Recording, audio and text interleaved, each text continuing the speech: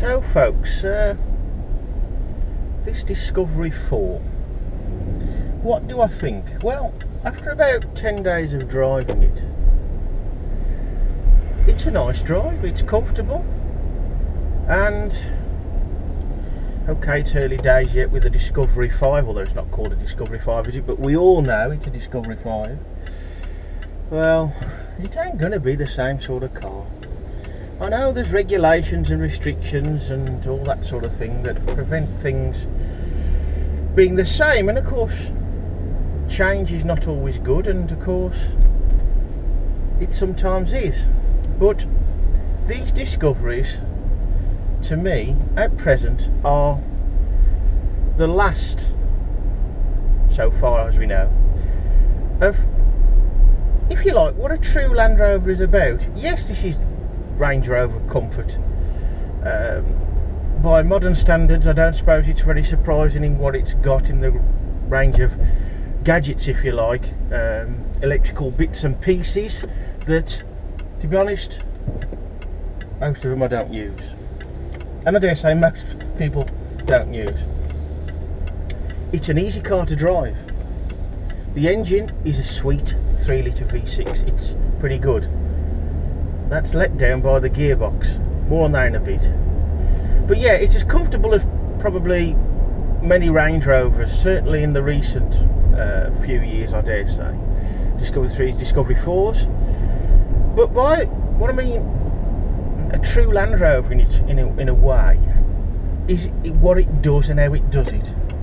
This vehicle is roomy. There's no doubt about that. It's a skip in the back. Without putting the seats down, it's a skip. It goes well, let down by its gearbox. Why? Because it's so slow to change in my mind. By old standards, it's probably fantastic. And there's a bad junction nearby, and that is half the problem with this example. It's a bad junction. I put it into sport mode, which as far as I know just quicken things up a little bit, holds onto the gears a bit more, that sort of thing. There's no handbook included with the vehicle, and to be honest, I haven't gone trawling out on the internet to find one and have a read through. Driven these before, and there should have been a, dare I say it myself, a decent video on one of these before, but I pressed the wrong button on the GoPro and didn't record anything. Anyway, the gearbox is nice in normal driving mode most of the time. What I do find, it holds onto the gears too much in normal drive mode on occasions, not all the time. The engine ought to change and it doesn't, or rather the gearbox should change and it doesn't. So I do it myself with the flappy paddles. That's another downside to it from our point of view, the flappy paddles. But it's a very sweet engine, very responsive engine. Without going through all the nitty gritty, it's about twice as much horsepower as my Defender 90, which won't surprise anybody, of course, and it's got about twice as much torque. Fuel economy, though, is, as you would probably guess these days, with more power. It's got quite a nice sound, this engine, although it's very, very quiet. It's V6. You put your foot down and you know about it. And I know that the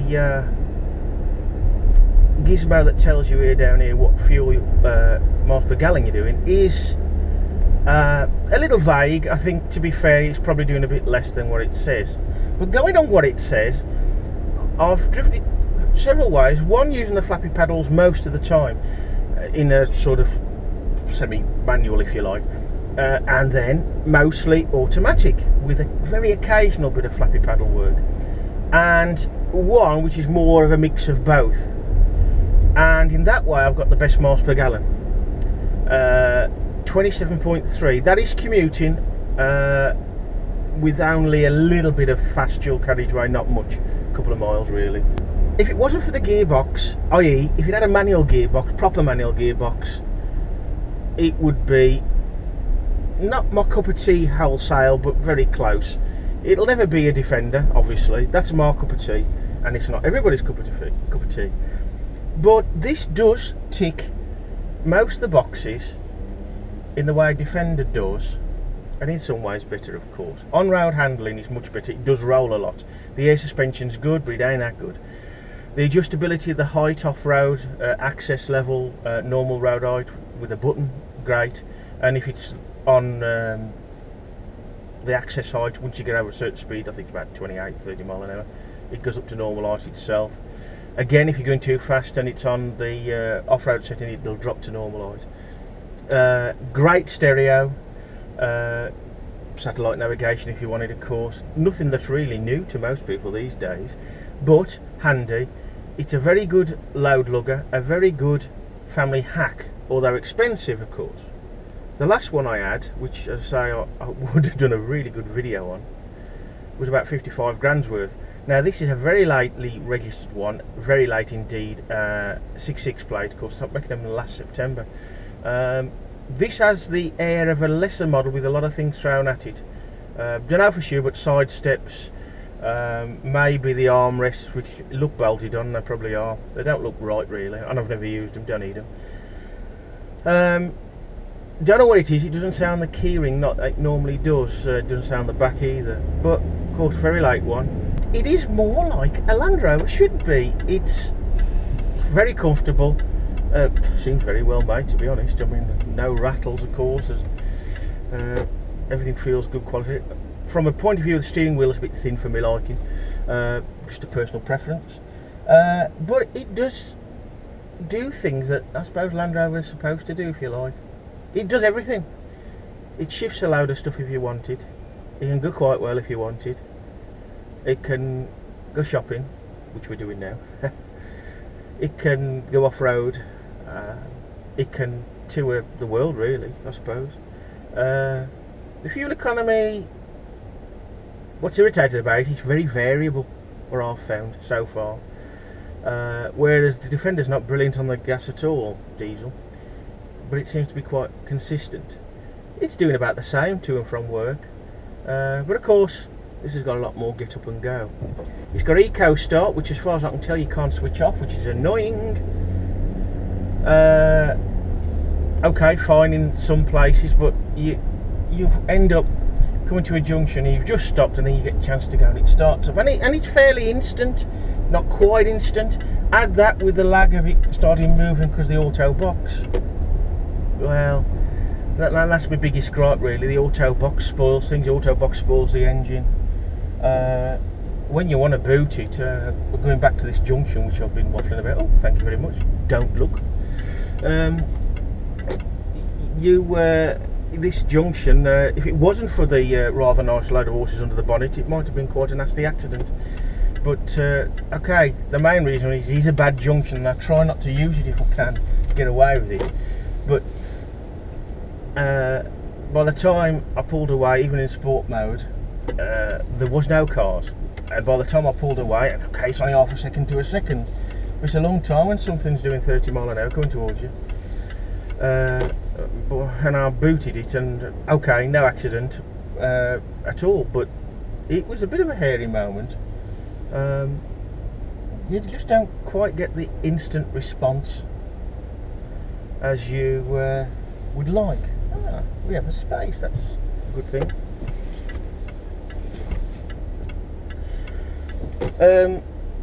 It is a big car, but it is easy to drive. You probably just heard a little chirp then. That's one reason it's easy to drive. Easy to drive because it's quite square. And although you can't see the corners as good as a Defender, you can get a decent appreciation. Your seating position helps. Of course, you can put the seat up, which I have, quite high. The size of the windows and the shape of the windows and the doors make it much more, if you like, old-fashioned to drive than say an Evoque, which is awful to drive, to be honest. And I think that'll do us for now. More later, but the camera on the back helps, of course, as well as the sensors for parking. But all in all, it's quite easy to drive, even though it's a big car.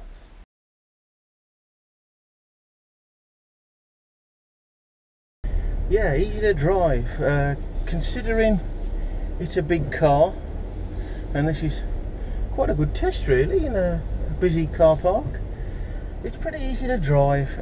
Yeah, the reversing camera and the front sensors do make it easier.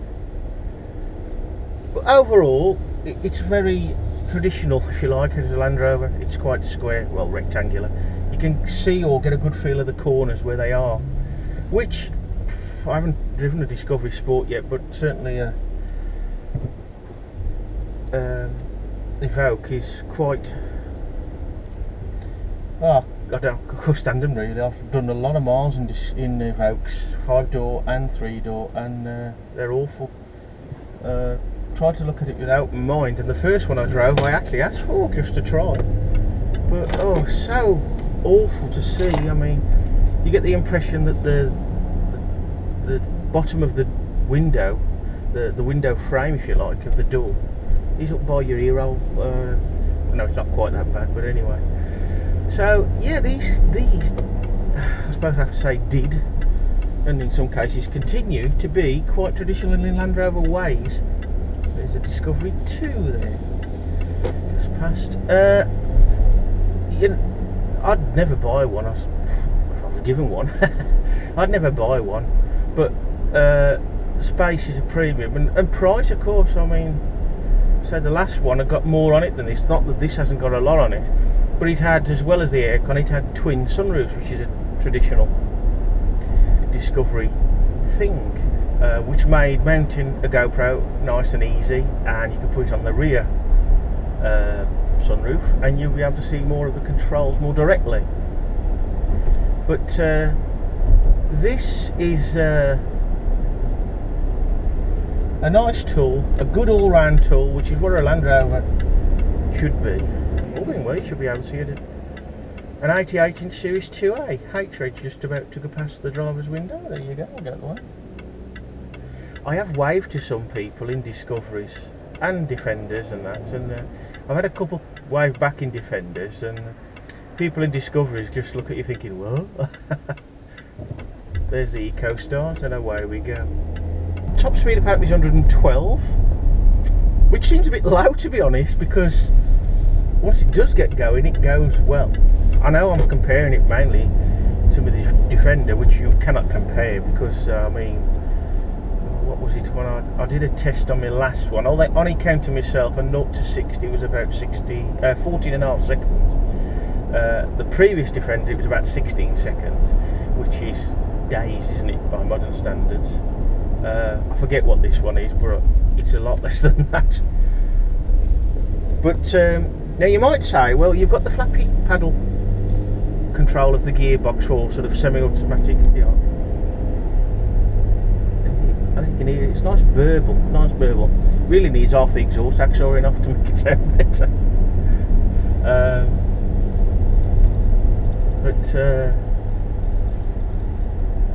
I'll try and give it a little bit more. Obviously, public roads, I can't show you like a racetrack for obvious reasons, but it is nice. But there's a few things that let it down, and here we go. Listen, and that's 30. So once it gets going, it is nice. But the flappy paddles, being on the steering wheel, not fixed to the steering column, oh, you never know where they are. So when I was at that bad junction and turning, there was no chance of me using them then. No, you can't compare a 90 to this really, in most ways, not on road characteristics anyway. You'd be better off comparing it to a 110 anyway, which has a more comfortable road ride than a 90 just because of its length, let alone anything else. But it is a decent tub, and I'm sure these will be sorely missed. This drives lovely. It's easy to drive. It's got great viewing all the way around, which for a modern car, which it is, although it's been around a bit since the Discovery 3, what was that, 2000 and, I don't know, 5, 6, something like that. We're in second. It will pull away in second nice as well on flat surfaces anyway. Right, second. Let's get it a little bit. If you can hear that, that took it up to 30 in second.